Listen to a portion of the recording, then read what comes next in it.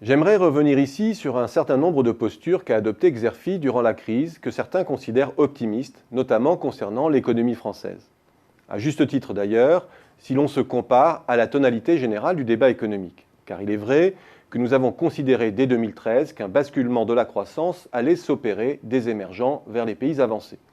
Que nous avons commencé à guetter la reprise et à la considérer comme une possibilité dès le début de 2013.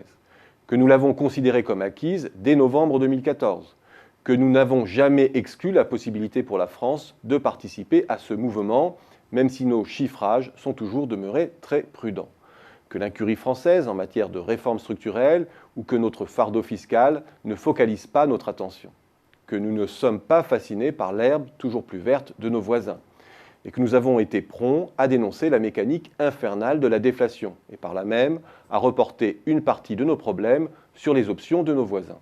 Autrement dit, à ne pas faire de la France un champion du Club Med qui devrait tous ses problèmes à son incapacité à s'adapter à un monde changeant.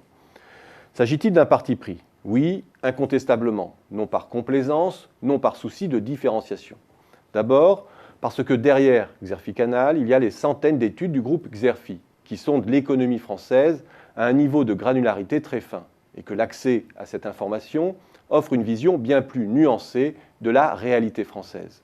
Il nous semble beaucoup plus utile de partager certains signaux faibles qui échappent à l'œil macroscopique. Nous savons aussi qu'il est beaucoup plus facile de percevoir l'ancien qui se meurt que le nouveau qui peine à naître. Or, nous adressant à des entreprises qui doivent penser leur stratégie l'œil rivé sur l'avenir, il nous paraît essentiel de polariser nos efforts sur cette dimension voilée de la réalité. Ensuite, parce que derrière Xerfi, il y a plus de 20 ans de suivi de la conjoncture, un recul suffisant pour savoir que le discours structurel épouse les phases du cycle, que les politiques ne sont reconnues que lorsqu'on en perçoit les effets. Nous ne voulons pas nous associer au bruit médiatique qui consiste à les évaluer à peine votés et alors même que les décrets d'application ne sont toujours pas en place. Pensons simplement à la façon dont étaient commentées les lois Hartz en Allemagne au moment de leur promulgation et le regard que l'on porte sur elles 10 ans plus tard.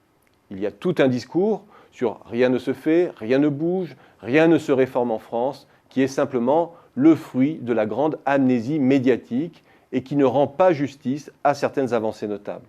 On ne crée pas une entreprise avec les mêmes difficultés qu'il y a 20 ans, on ne licencie plus avec les mêmes risques, et la France se dote progressivement d'une véritable politique industrielle. Pour le reste, ce qui ne va pas, le procès est suffisamment instruit pour que Xerfi n'y ajoute sa dose qu'avec parcimonie.